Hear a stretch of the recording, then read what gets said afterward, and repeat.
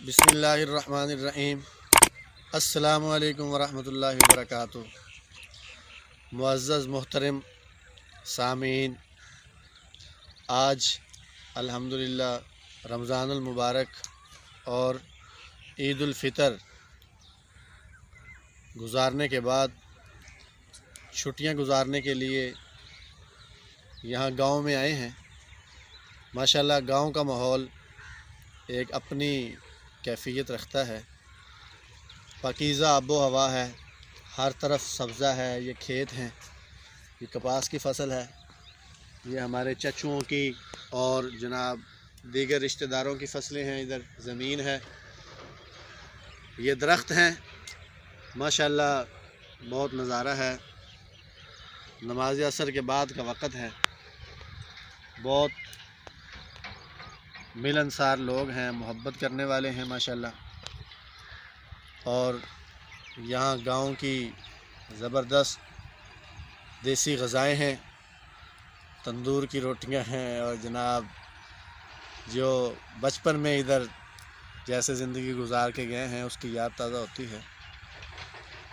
تو آپ کو بھی اکثر حضرات کو اس کا علم ہوگا، گاؤں کی سادگی کا، گاؤں کی زندگی کا۔ آپ بھی گاؤں میں جاتے ہوں گے تو یہ مزے لیتے ہوں گے۔ اللہ تعالی ہمیں جو ہے اس میں اپنی قدرت اور اپنی نشانیوں کو مد نظر رکھ کر تسبیح اور ذکر کی توفیق عطا فرمائے۔ قرآن پاک میں اللہ پاک بڑا کھول کر اس کو بیان کرتے ہیں کہ بھی ہم کیسے تمہارے لیے زمین میں بیج کو کومپل بنا کر نکالتے ہیں، پھر اس کو داور کرتے ہیں، پھر وہ لہلہاتا ہے، دل کو خوش کر دیتا ہے، پھر ہم اسے بھوسا کر دیتے ہیں۔ تو یہ گندم ہے، کپاس ہے، ہمارے جانوروں کے لیے چارے ہیں۔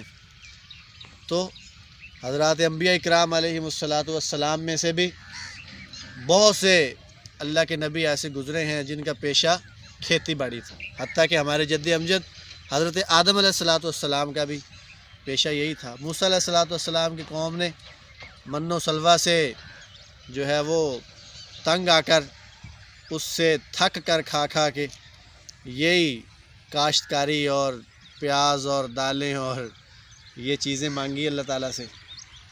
تو بہرحال انسان کی زندگی کا ایک بہت بڑا جو پیشہ ہے جس سے وہ منسلک ہے وہ شعبہ زراعت ہے، اور پاکستان کے اندر ماشاءاللہ لوگ اس پہ بہت محنت کرتے ہیں۔